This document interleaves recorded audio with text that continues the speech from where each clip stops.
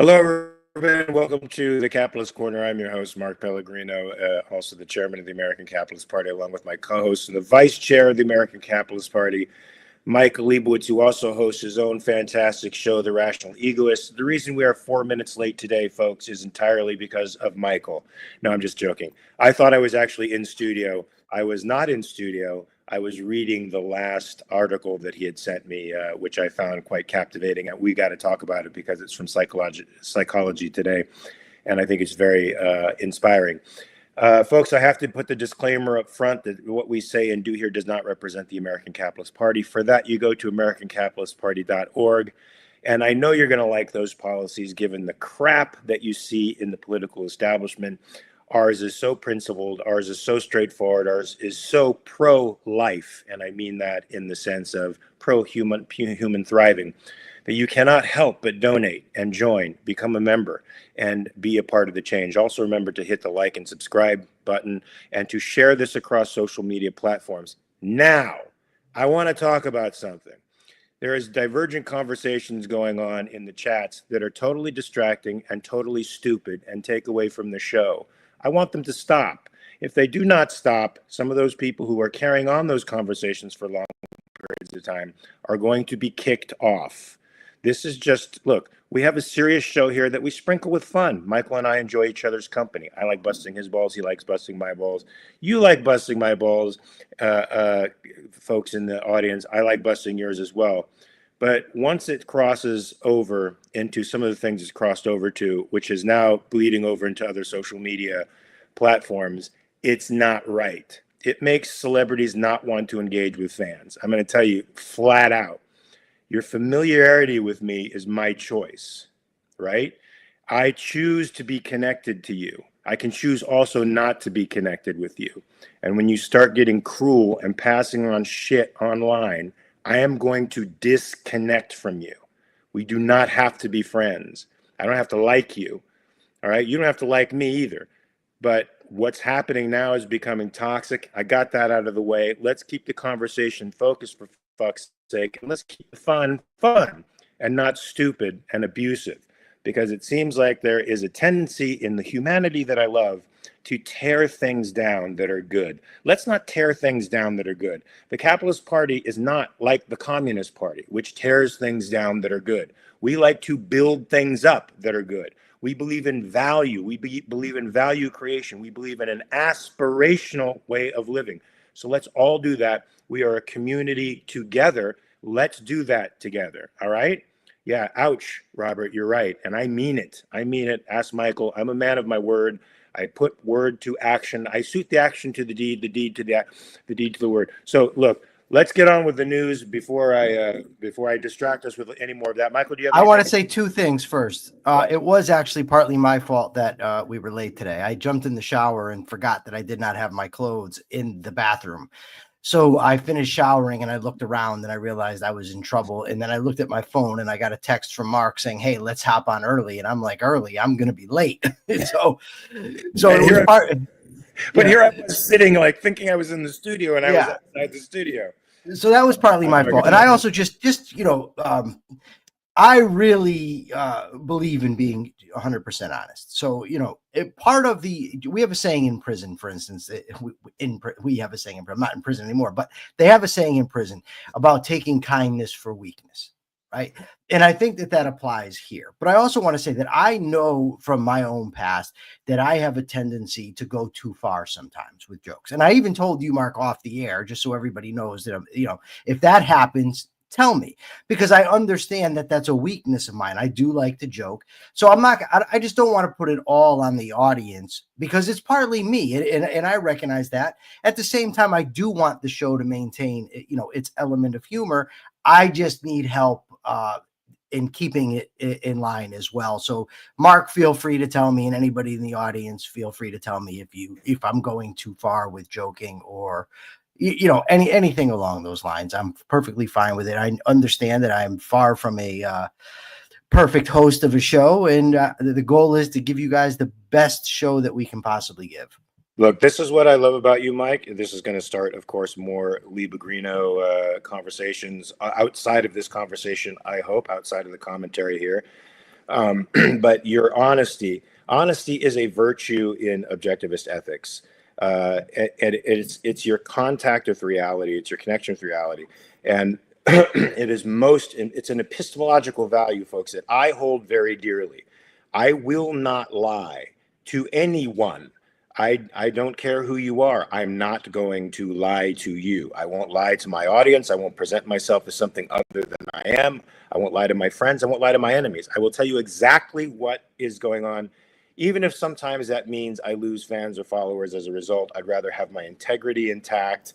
I'd rather be honest. I'd rather be true to my principles than do what so many folks do in Hollywood. Sorry, Hollywood, but it's true. Stick their fingers in the air, see what's popular, and then do that thing there. That's why they're miserable and on antidepressants and wanting to kill themselves half the time, and feel useless in life too, because they've given up their soul. As you said in the last thing you said with respect to was it the capitalist law today? What profiteth a man to gain the whole world and lose his soul? Right? That was something Jesus said, but something that we can all take as a real piece of wisdom. Your soul matters, folks. Your integrity matters. So let's keep our integrity here. Let's be honest with one another. Let's check one another. Let's break each other's balls and see each other and have a little bit of self-humor. I think that's fantastic to have. But let's not turn it into a sadistic game. That's not fun. Then it becomes something else, and then I'm going to give you this, and you're going to feel it. All right, sorry. All right. Okay, so, I want to tell you one thing funny. Can I share one funny story that's in the chat from yesterday? Okay, so yesterday my friend Subby calls me outside. He says, "Hey, come outside. There's someone here I want you to meet." So okay, I was busy, but I said, "Well, give me a minute." I got myself together. I went outside. I met the guy, and Subby's talking about it here in the chat. And the guy says to Subby, "Is this your son?" So Subby says, "Yesterday someone thought I was Mike's dad. It was great to see him laugh out loud at my expense because Subby's 51 and I'm 49." Wow. This is like the fourth time somebody thought I was his son. Now, I don't know if it's because I have youthful exuberance or if it's just he looks so old or some combination of both. But nevertheless, it was absolutely fantastic. Now we can get on to the serious topic. Subby, but I also want to thank Subby for the 3 $2 bills that you gave. 5. He's going to think I stole some. I gave you 5. That's right. There were 5 $2 bills that I now have in my collection. You made the same mistake in person. I gave them to you, and you said, "Oh, look, 3." I said, "No, there's 5. What's happening?" No, you stole 2. I'm not going to start a rumor. Look, you sent me something from the Morning Dispatch that I thought was pretty extraordinary. I don't know that I'm hearing anything about it on conservative news, but the Producer Price Index, which of course measures the amount producers receive for goods from customers, increased 0.9% in July, folks. Now, this is according to the Thursday report from the Bureau of Labor Statistics. I guess they're going to be on Trump's shit list pretty soon for this particular statistic, because they originally thought it was going to increase by 0.2%. It is now 0.9%. So, folks, if you do a slightly deep dive into what this means, generally it means high prices. Basically, it means producers are having to pay high prices, which they are passing on to wholesalers, which they are passing now on to you.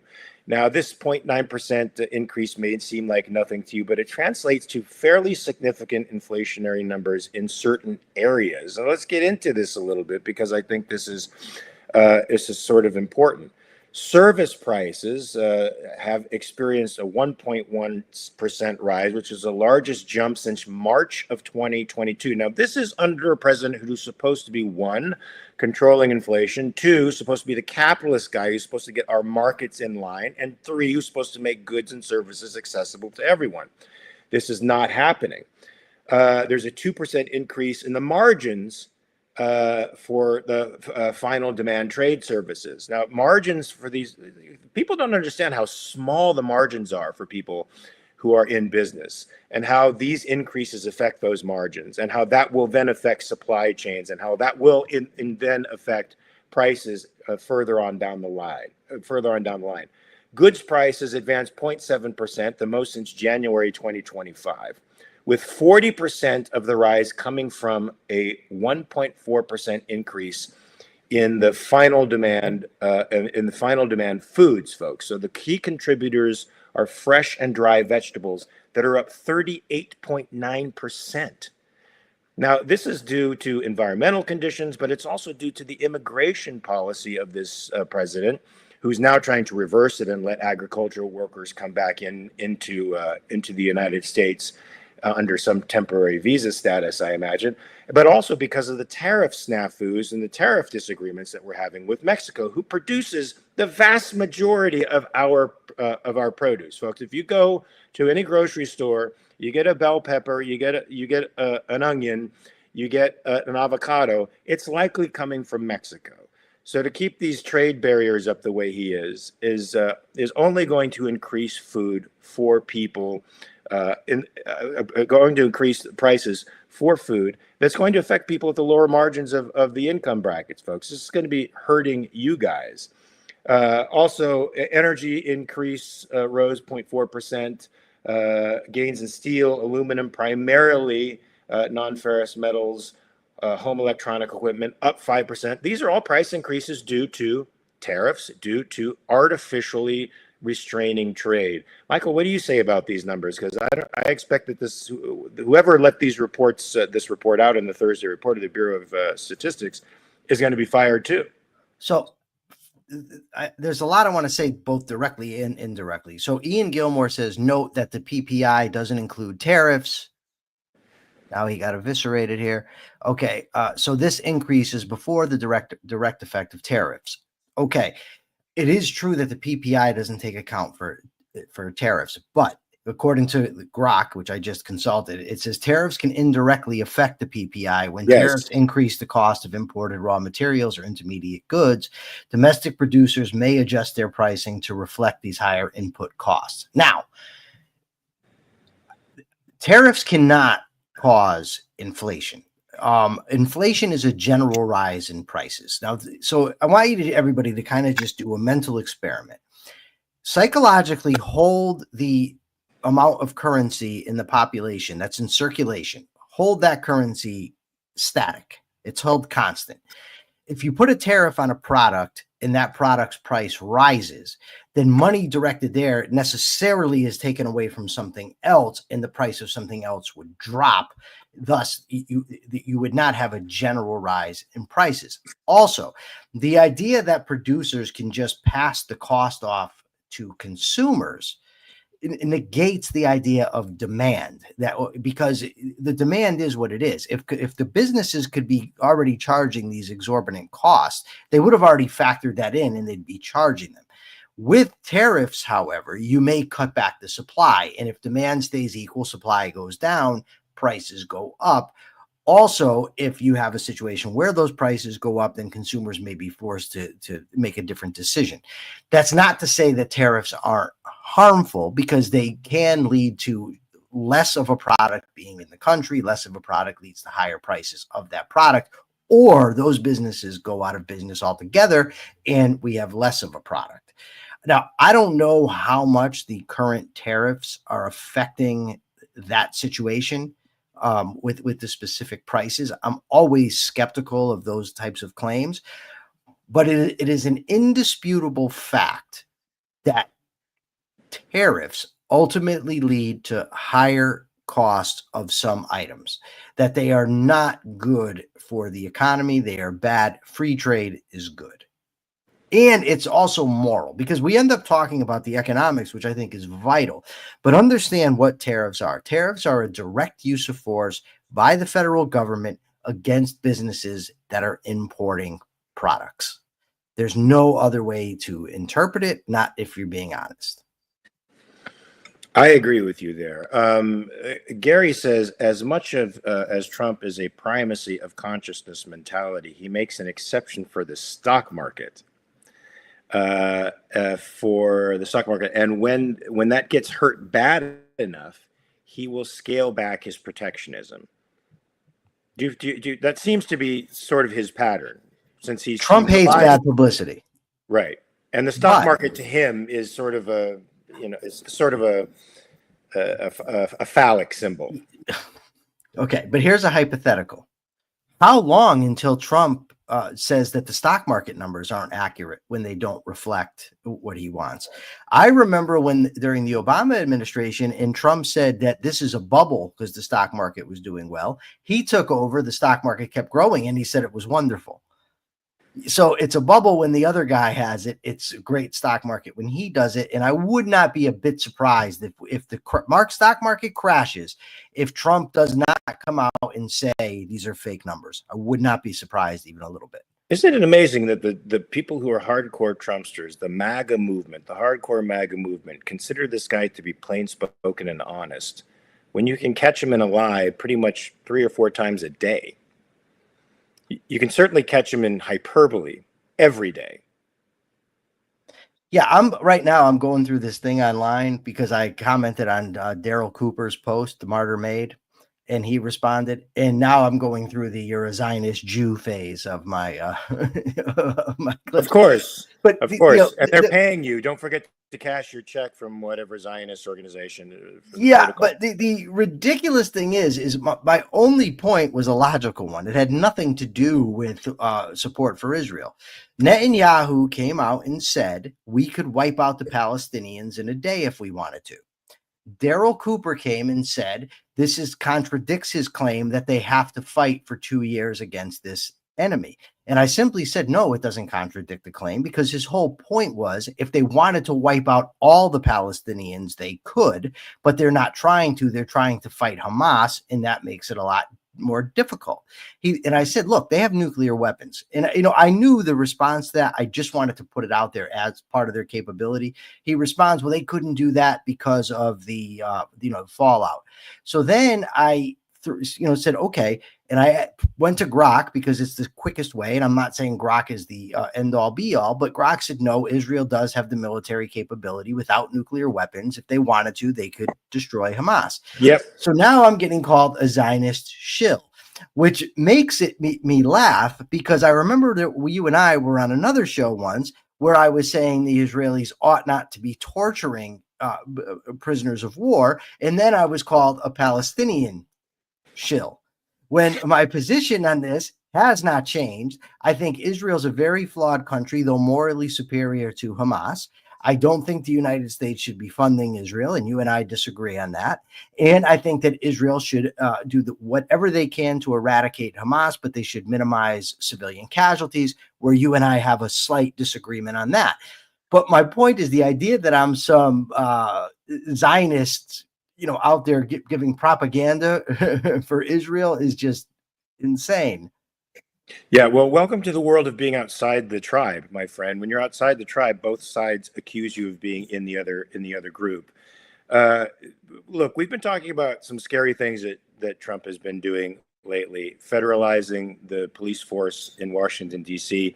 is just one of those scary things, supported wholeheartedly by the conservatives, by the way. But he's also now, this comes to light from Axios, White House loyalty ratings for companies. So now the White House is starting to rate companies according to their loyalty. You sound like you want to say something. I do, but I want to get to this other stuff, but this is why we have to get somebody on to moderate the chat, because I've missed some things that I want to say, but I at the same time don't want to interrupt you. Go ahead. Okay. Yeah. So the first thing is Race Jacobson says, and now I've lost the Race Jacobson comment I wanted to put up there. Was it about inflation? It was about Keith Weiner and inflation. Yeah. He would bleed out of his ears if he heard that. Yes. So let me just say this. I do not agree with the definition of inflation, that it's a general rise in prices. Inflation is an increase of the money supply beyond what's necessary to facilitate trade. However, the definition that is being used by the people that write these articles, that put out the PPI, that have the discussions, is a general rise in prices. So if you're going to talk about a general rise in prices, it's not a bad thing to just say inflation so everybody knows what you're talking about. But I also I have my differences with Keith Weiner on the meaning of money and what inflation is. And what are the differences? Just if you could thumbnail it.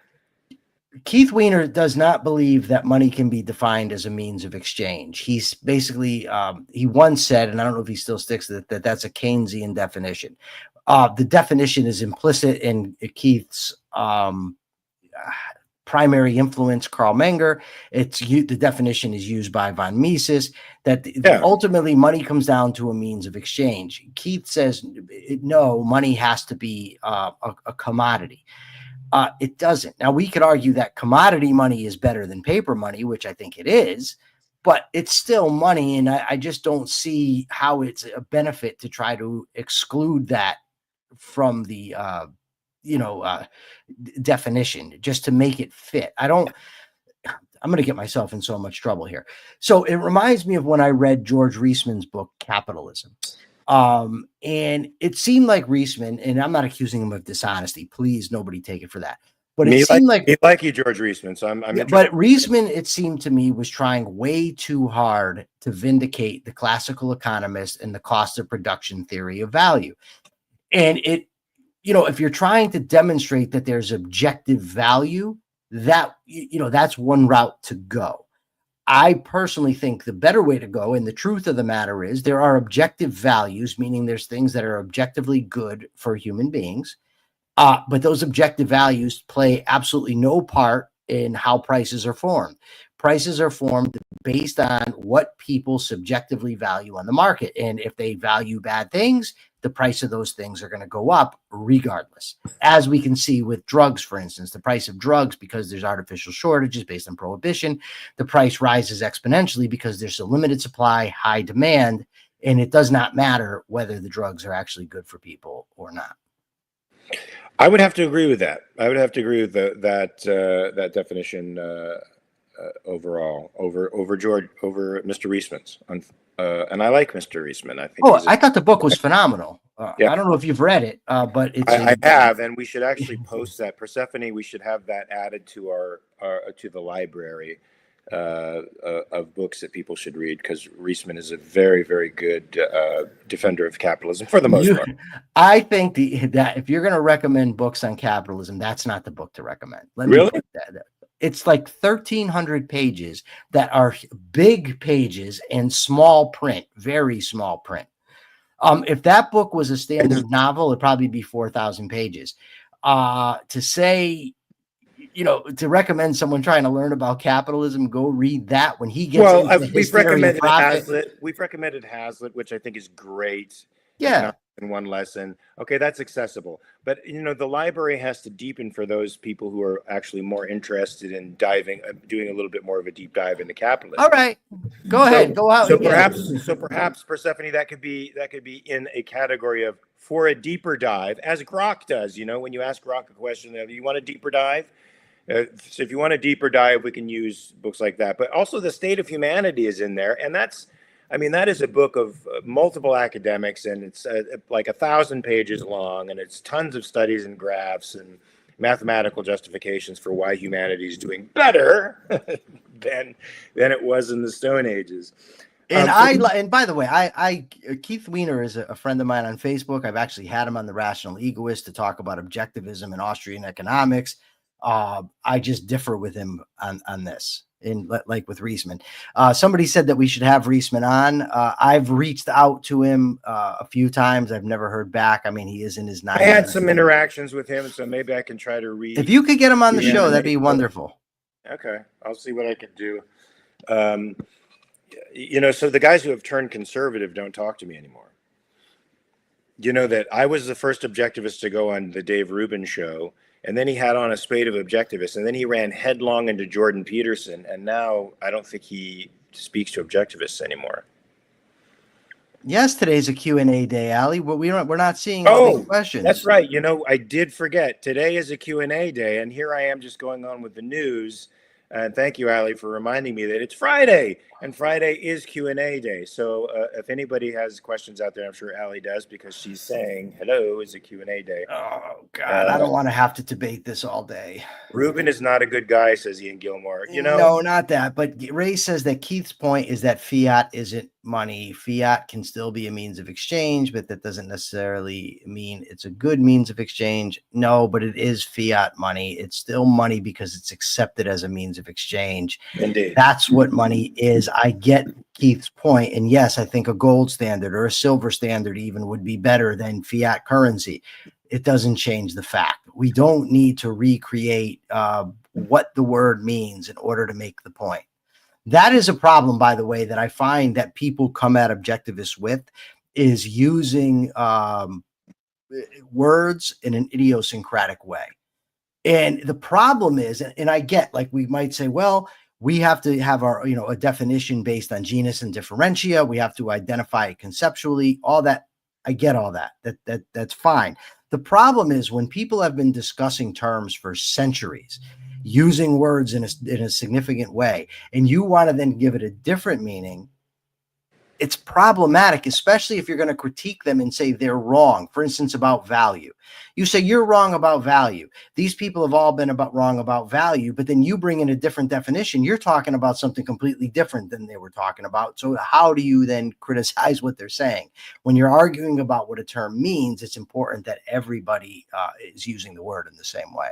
Wasn't wampum a medium of exchange at one time? I've seen it, I believe so, but I've seen seashells. I've seen arguments that it wasn't necessarily, but from what I know of it, it was money. That's money, folks. So I want to address this question. It's not really a question. It's a statement from Dangerous Loaf of Bread, which I am in disagreement with, and I'm sure you're going to find disagreement with it too.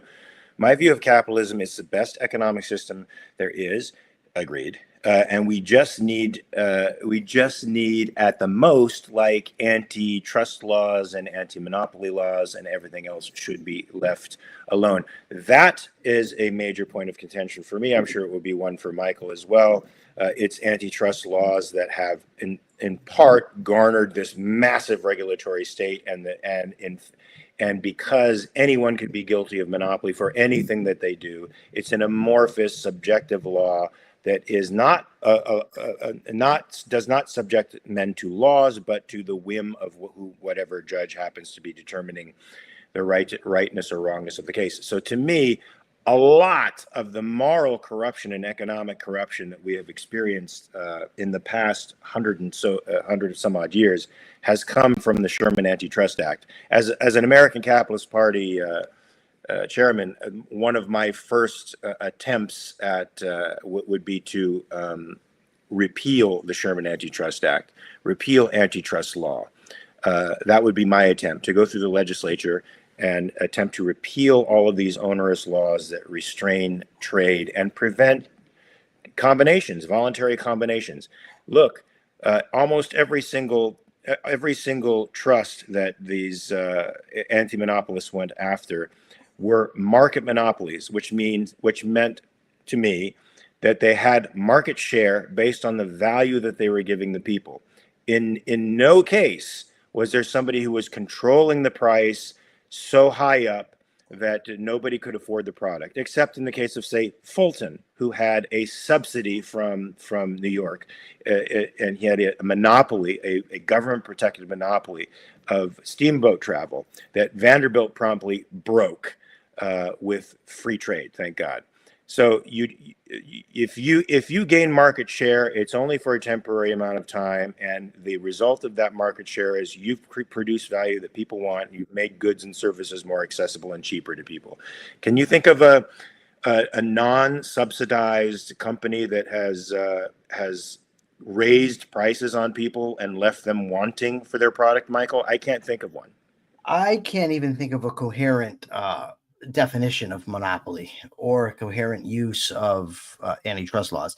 I was Googling, and I was able to find some stuff, but I highly recommend just do the Google yourself, because I don't want to post something and then it turns out that it's not accurate. But Alan Greenspan's essay, Antitrust, it's in Capitalism, the Unknown Ideal by Ayn Rand. phenomenal essay on antitrust laws.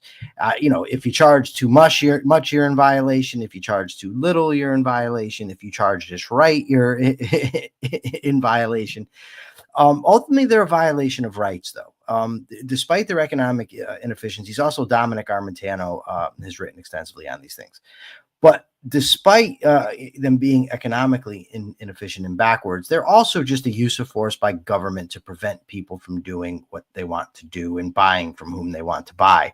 So, yes, I would disagree with Dangerous Loaf of Bread on that. I have a question from Allie Beard. She says, Michael, did you see the tweet I sent you about the whole attorney general from Louisiana suing that video game company? It's pretty interesting read. Allie, I did see it, and I believe you asked me in there if I'm informed with gaming at all. I am not. I did not read the article you sent, though I did see the tweet. I just have a ton to do. I'm reading right now the 1619 Project, because then I have to read this, which is the critique of the 1619 Project. Is that who wrote the critique? Philip Magnus wrote it, and I've interviewed him a few times, and I'd like to get him on my show to talk about it. But before I do that, I would like to be informed on the topic and not just, fly blind. So in addition to all the articles I have to read, I didn't have time to read that, Ali. Ali, if you can send us a little thumbnail sketch of what the Attorney General was suing for, I'd be interested in hearing what that's all about too. It sounds nefarious to me, to be honest with you. Should I go on to the next article, Michael, or is there any more? Let's see if there's any questions. Maybe you can entertain the audience. With a little soft shoe. So what? With a soft shoe? Never mind. So I'll just continue with this scoop from Alex. All right, I don't see any questions here. So you go ahead. Yeah, the White House has a loyalty rating, folks. Now, I'm going to quote directly from this article because I think it's frightening. This is this loyalty oath garbage, right? It's a loyalty thing. Yeah, the West Wing has created a scoreboard that rates 553 companies and trade associations on how hard they worked to support and promote President Trump's one big, beautiful bill, a senior White House official tells Axios. Now, this is just chilling on its face.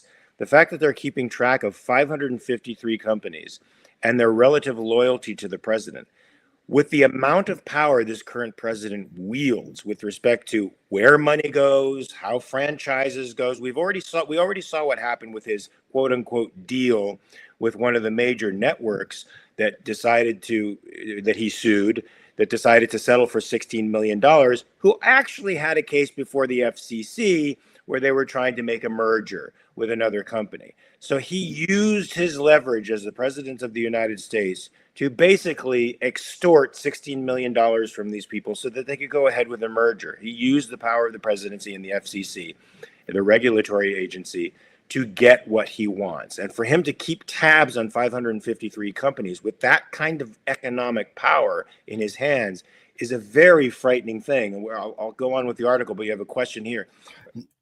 Continue with the article. I just wanted to post that so I don't lose it in the throng of questions. Is it the lack of following that prevents Destiny from debating you, Michael?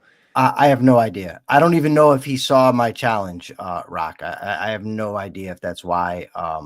It wouldn't surprise me. And to be, quite honest, I wouldn't blame him. I mean, everybody's time is limited. So you have to use your time in the most beneficial way to yourself that you can. And, on X, I've got 2,400 followers. He's got hundreds of thousands. So, I wouldn't blame him. What's in it for me would certainly be realistic. The thing that it is what he said was he will take anyone to the mat on these on topics of fact. So I said, well, if he'll take anyone, well, then, we could debate objectivism because I know he's very anti-ideological. So that was. So I would like to encourage everybody in the capitalist digital army to go out and challenge Destiny to debate Michael Liebowitz on the topic of objectivism. I think that would be a great debate. I would love to see it. If we have all 150, 160 members reposting stuff constantly, he's going to eventually see this. And eventually it may catch his eye. And maybe then he'll have a look at the rational egoist and he'll see the interviews and debates that Michael has. And he'll say, this guy's a worthy opponent, because Destiny is a worthy opponent himself. And it would be great to see you two debate. And it would be even more satisfying for me to see you beat him, just because. I like Destiny in many ways, though, because sometimes Destiny ends up on the right side of things. And when he is on the right side of things, he's actually very good. He's very good in the sense that he brings facts and figures to it. He brings as much objective analysis to the debate as he possibly can. Sometimes he's a bit of a wonk in that sense, and he loses the forest for the trees, but he can be very interesting. Chandler says it's a bad idea, bro. I don't think you are familiar with Destiny. I'm not familiar with him at all. Don't care, really. I know that. Chandler, why is it a bad idea, though? I'm familiar with Destiny. I've seen Destiny's work. Why would it be bad? You can tell us that. But I interrupted you, Michael. But go ahead. No, I was just going to say, like, I don't. If it's a moderated debate with rules agreed upon beforehand, I don't care. I have no interest in going into a situation where he can just talk over me and do what a lot of people do. Like, that's not I'm interested in. But if it's a moderated debate where you get a specific amount of time to talk, I don't really care. Yeah, Chandler, he's not a blood sport debater, is he? Is that sort of where you're going with that? Because I don't think he is, but. Correct me if I'm wrong. Chandler says it would be embarrassing for me. Oh, okay. That remains to be seen. Let's just say I would disagree. So why does it matter that Trump and the White House are keeping a list of 553 companies and engaging them according to their fidelity to the Trump administration? Trump works transactionally, and companies have rushed to pay demonstrative homage to him. Now senior aides will have data to consult when considering corporate requests. Now, this is something we talked about before. This is an inherent corruption of the regulatory state, where the politicians, where there's nominal ownership of corporations, but the politicians have actual control over pretty much everything the corporate heads do.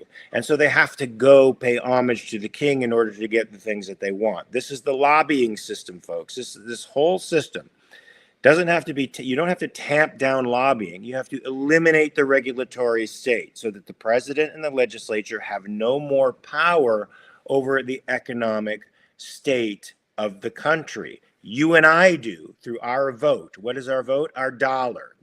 That's our vote. It's the most democratic system in the world. Dangerous Loaf of Bread says, since this is on topic, and I did bring it up yesterday, but at the end of the show, I'm just saying the debate with Andrew Wilson, you were stumped on that, and that's why Christianity wins. I remember him being stumped about anything. I saw. No, I wasn't.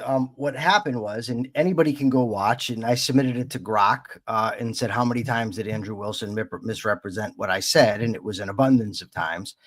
But you could just go look at it. It's out there on the internet. Andrew Wilson, and the debate was supposed to be objectivist ethics versus Christian ethics. I gave my opening statement. In his reply, he proceeded to launch an ad hominem attack on Ayn Rand, misstate what Atlas Shrugged was about, and misstate what the ad hominem attack was even like completely and totally inaccurate. Yes, and then he misrepresented what I said about rights, and then he proceeded to ask me if I thought it was immoral for a brother and sister to have sex. And in my response, I pointed out his inaccuracies. I pointed out how he was wrong. I pointed out how he misrepresented what I said. And then I said, on the question of a brother and sister having sex, it's not something I spend my time thinking about because it's irrelevant to my life. So I hadn't given it a lot of thought as to the ethical nature of it. He chose to focus on that rather than all his misrepresentations because he thought he had a gotcha. And the question he asked me, then he went down the necrophilia route too. All kinds of he sick just things. Started getting into sick. But his question wasn't, do you think sex between a brother and sister that's non-reproductive is wrong? His question was, go ahead and show me why it's wrong. So he assumed it was wrong without proving it because he gets it from the Bible that it's wrong. And then he wanted me to prove his conclusion, his point on it, right? So then he accused me when I said that human beings have a nature, and because of that nature, certain things are beneficial to us. He said, well, you're committing the naturalistic fallacy. No, I wasn't. The naturalistic fallacy is saying because this is natural, that makes it right.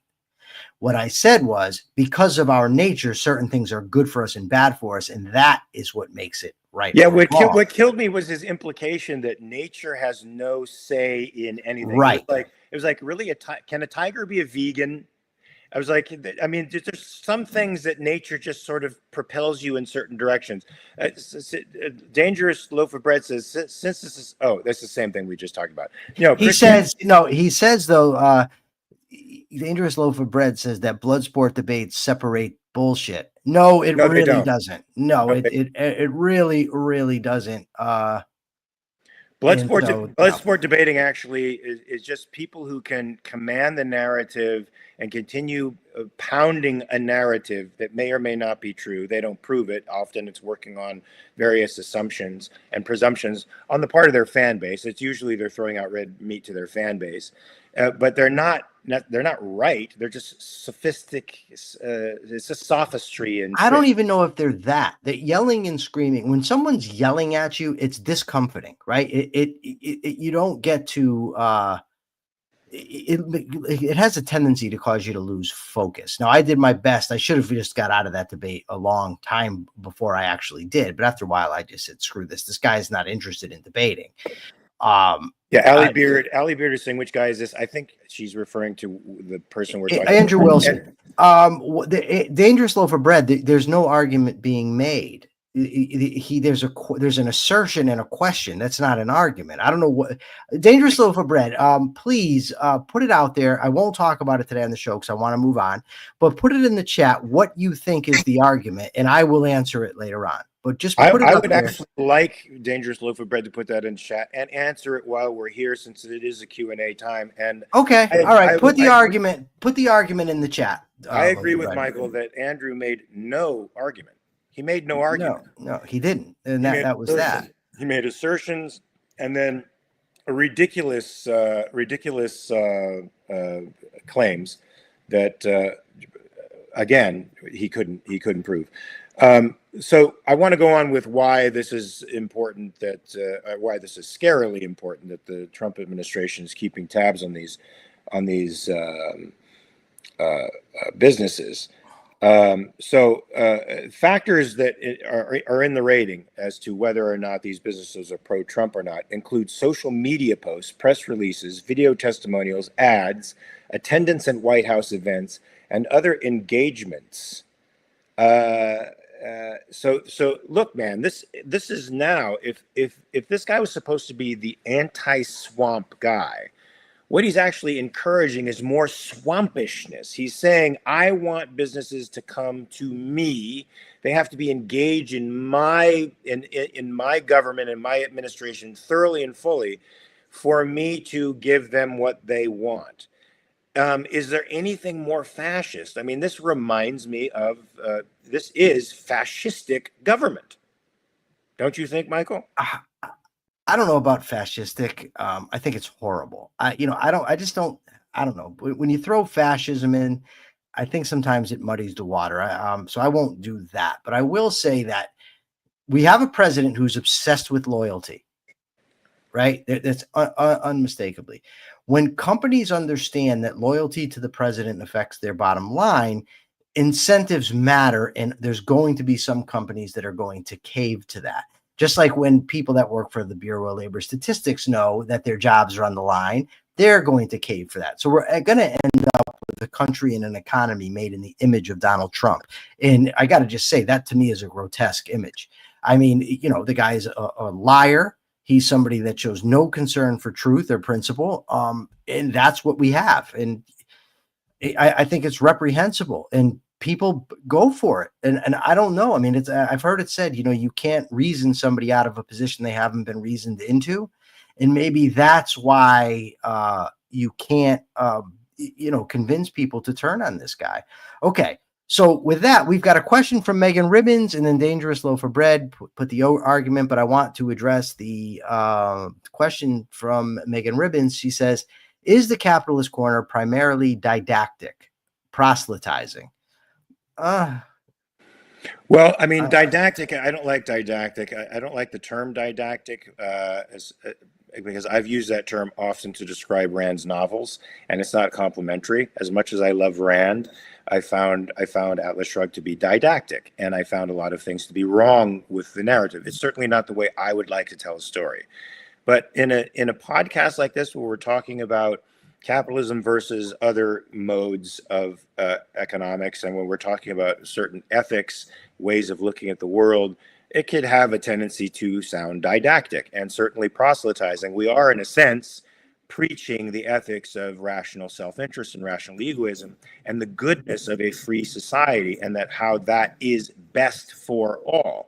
So certainly we're doing what any person who believes in their social system would do, and that probably has elements of proselytizing to it. So I would sort of agree, but I don't like the negative connotations of didactic, though. Didactic is a bad word. I would like to know, Megan. I'm going to answer what I think about it too, but I would like to know from Megan, and then we'll address Dangerous Loaf of Bread. Is Megan, are you using didactic in a pejorative sense, like that it's a bad thing? Please let us know in the chat. So I'm going to take this one down. I'm going to put this just before Dangerous Loaf of Bread. I want you to know Manu, who is a psychology student and is a very intelligent human being, says you can use biology as an argument. There you go. You can use biology as an argument.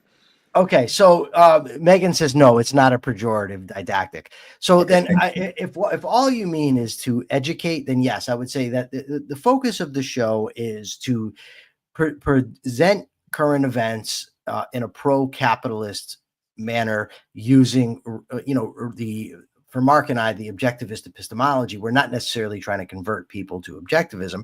We're trying to convert people to capitalism by making rational arguments, and as a byproduct of converting them to capitalism, to the American Capitalist Party. The use of the word primarily, I don't know, because primarily the show doesn't have a primary focus, I don't think, in that way. We have fun, we joke, we laugh, we make arguments, we debate with each other.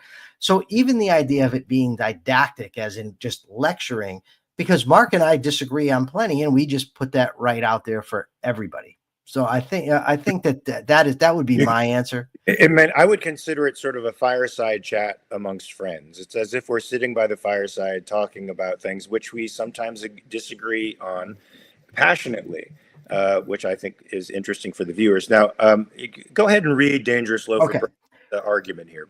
All right. So Dangerous Loaf of Bread says the argument is what tells you whether it's okay or not to do that sort of stuff, like necrophilia or non-reproductive incest. You couldn't answer. You kept bringing up the nature and consensus. Okay, first of all, that's not true.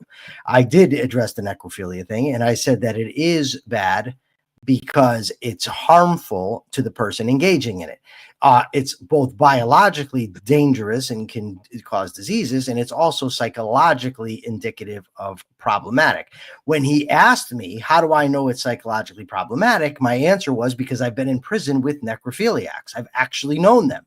And I've never known one who, outside of the specific necrophilia, was otherwise perfectly rational.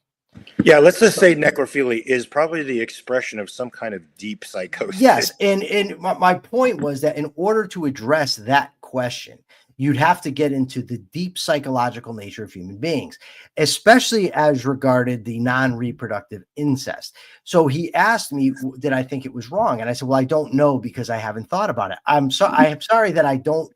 I think in terms of principles. No, Dangerous Loaf of Bread. I'm not going off my own experiences. What I'm saying is that it's a biological fact that necrophilia is biologically dangerous to the person engaging in it. That's a biological fact. Also, necrophilia is considered a psychological malady, and also my personal experience confirms it. So, so you're telling me now that biology, personal experience, and psychology are outweighed by God said so. And I'm sorry, no, my personal experience, biology and psychology outweigh God said so every time. Indeed, and Manu is weighing in here. She says, "Dude, KKK. There's studies out there about how bad Of that course there is is. So now, psychologically. What the fuck is the question? It's almost like, where are these people coming from? It's that Andrew asks this question to people and completely stumps them. he does. But the That's first why. question he asked me about incest, right? So I think I have ethics pretty well thought out on general principles. I also apply my principles to a lot of different ethical situations that affect me. I have no desire to engage in non-reproductive incest. You know what I mean? So I've never thought about it. So when you asked me on the spot, I couldn't think of it. What I did say though was that given the nature and culture, like the test is this harmful for the people engaging in it? And given the fact that we live in a society where there's the taboo against incest, right? Where you grow up like that, given that there's biological reasons why we find it repugnant, even if it's non-reproductive, is because we don't know it, maybe conceptually, Yeah. but yeah, consciously, but we have an aversion to it because of evolution, because it's bad. So if somebody is going to go against that, I would argue it probably is unethical because they are probably going to harm themselves. Now, that doesn't give, the kind of absolute denunciation that God would do. But I'll tell you what, if two people never met each other in their lives, they were separated at birth, and they met in a foreign country, had no reason to know that they knew anybody in common, but they were brother and sister, and they ended up hooking up. Neither one of them knew they were brother and sister. I would say there's nothing wrong with it because it wouldn't be harming either one of them. Part of the problem stems in these discussions because you are taking a intrinsic morality approach, that things are intrinsically immoral, and you assume that because God said so. What I would have gotten into with Andrew is, well, then if you're saying morality comes from God, you have to prove God, which I guarantee couldn't do. But Andrew doesn't want to do that because he doesn't actually want to engage ideas, which is why once I pointed out to him all the mistakes he made, and I said, now, why don't you debate me? He continued to want to interrogate me rather than actually engage me. And I'll tell you something, dangerous loaf of bread. If it's a moderated debate by a legitimate moderator, not some blood sport idiot, I would debate that fool anytime, any place. I will submit the results to Grok to judge. If Grok judges that I lose a debate to Andrew Wilson that's run as a legitimate debate, I will cease podcasting. Yeah, you beat him then, you would beat him again. And in a legitimate debate, he can't catch you, he can't keep you in the weeds, he can't ask these incendiary questions that distract from the moral premises. I think James Valiant asks he says something great that I think sort of hold on one second before you get to Andrew. I want to just put this up there because this is vital to me when we're talking ethics. Yeah. He says, I think Andrew's argument was if it became popular and if it didn't mess with people psychologically, what would be your answer then? Well, then you'd be talking about a different topic. You'd be talking about things that aren't now. I base my arguments on what actually exists, not on what we can imagine to exist. So if it didn't harm people, then no, it wouldn't be wrong. The fact of the matter is, the argument is it probably does. So you can't then say, well, what if it didn't? Well, if it didn't, we'd be talking about a different topic. It'd be like saying, well, what if punching somebody in the face didn't actually hurt them? It actually gave them an abundance of pleasure, and that was the norm. Would then punching people be wrong? Well, you'd be talking about different things all together. Might I also say that what's popular now is socialism and communism, and what people believe it doesn't mess with anybody's life is socialism and communism. They think it's better. It's a preferred lifestyle to what we preach, and yet we still stand in the face of that populism, which is both on the left and the right, and stand for individual rights, rational egoism, which is not popular. Yeah. I should be, in being, and just to, I want to move on because we're losing listeners because of this, and Are that's we? not, yeah. Are we? But Remember, listeners, before you leave, to like and subscribe to this. but in fairness, he asked me, well, then why isn't homosexuality wrong? And what I said was because it's more of a norm. It's accepted, so it doesn't cause that kind of harm. My point was because it's an accepted norm, it's not causing harm. So it's not comparable with something that does. My point wasn't that it's popular, so it's okay. Okay, let's get to another article. Well, I think we have to do the capitalist thought of the day because it's 9:59. It's 9. Oh, wait, that's because we came on late. The show's only 55 minutes in. Are we going to cut them short or are we going to give them the full hour? It's up to you. Well, we can continue. We can continue on with the White House using these new metrics and social media engagements to decide whether or not a company is worth its time. We know that Trump is a transactional president, which means if you like him, he's going to like you. The ranking helps us see who really goes out and helps us versus those who come in and pay lip service to us. So he really wants loyal, devoted Trumpists at his beck and call. Separately, a running list on the White House website tracks announcements of the Trump effect investments in U.S. manufacturing, production, and innovation. This is another chilling thing. So we're told this is an evolving document with the organization's engagement on other presidential initiatives to be added. If groups and companies want to start advocating more now for the tax bill or additional administration priorities, we will take that into account in our grading. The official says. So this is an extremely chilling thing. I mean, this guy is literally wielding trillions of dollars of potential money that he could throw at these people or deprive them of. He can deprive them of franchises. He can deprive them of expansions. We've already seen him when Apple says they want to expand production to another country. He says, no, you're not. You're going to do it here. This is fascism, folks. And additionally, he has companies like Nippon Steel investing in the United States. He has other companies saying that. I love the way you pronounce that. Did I do it wrong? No, I have no idea how to pronounce it. I just thought you pronounced it nicely. But they're throwing somewhere in the neighborhood of 500 billion. These numbers are contested, but in the end, this ends up being a sort of war chest for him because apparently this money is at his discretion.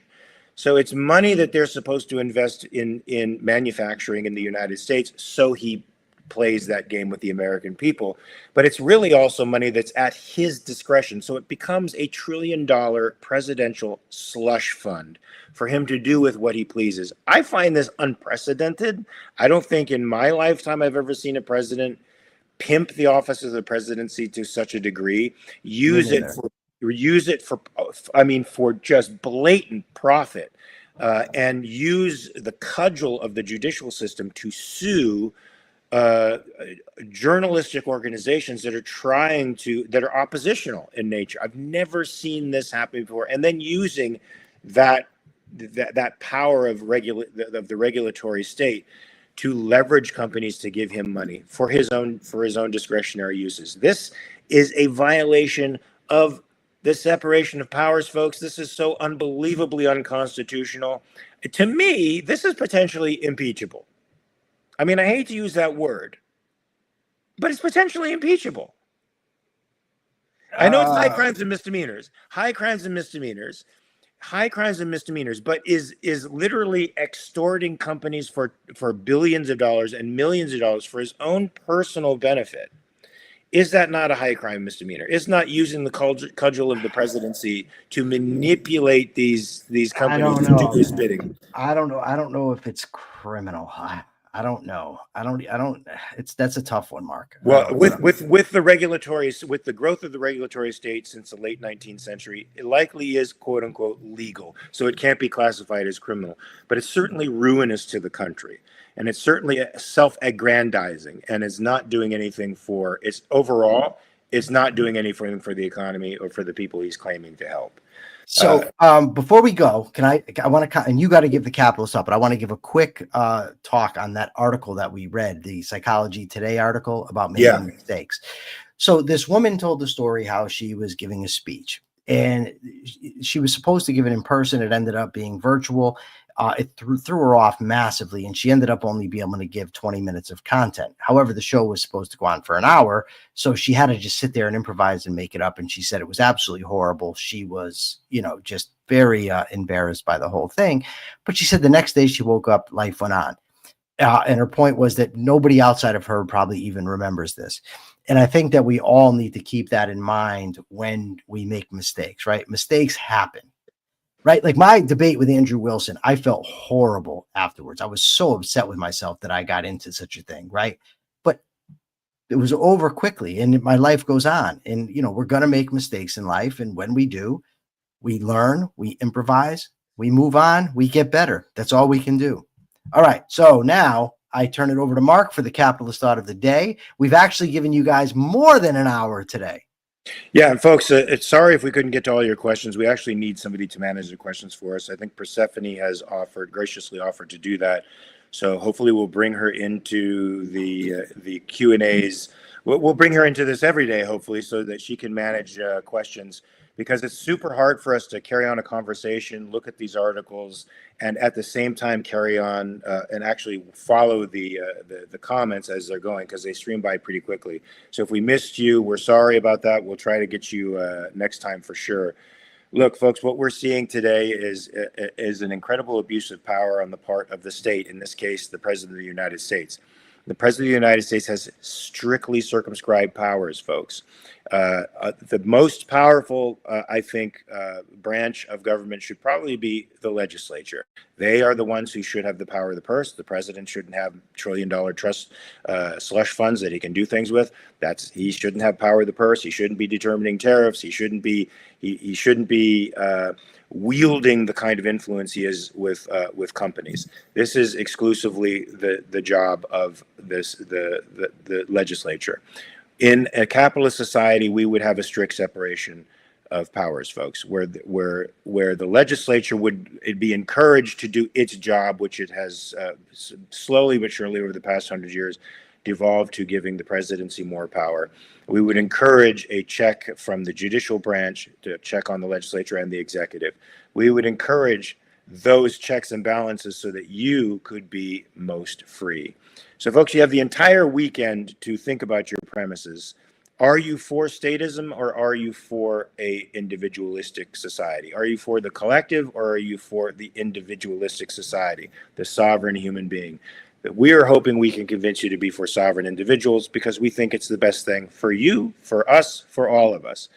We think that rights respect is the most benevolent kind of society there is. So, folks, we'll see you here on Monday. Same bat time, same bat place, 9 a.m. Pacific, 12 p.m. Eastern time. And be here and remember to like, subscribe, and share this across platforms so that we could grow this message, because it's a message we think is important for America right now. Thanks, folks. See you later. See you Monday. All right.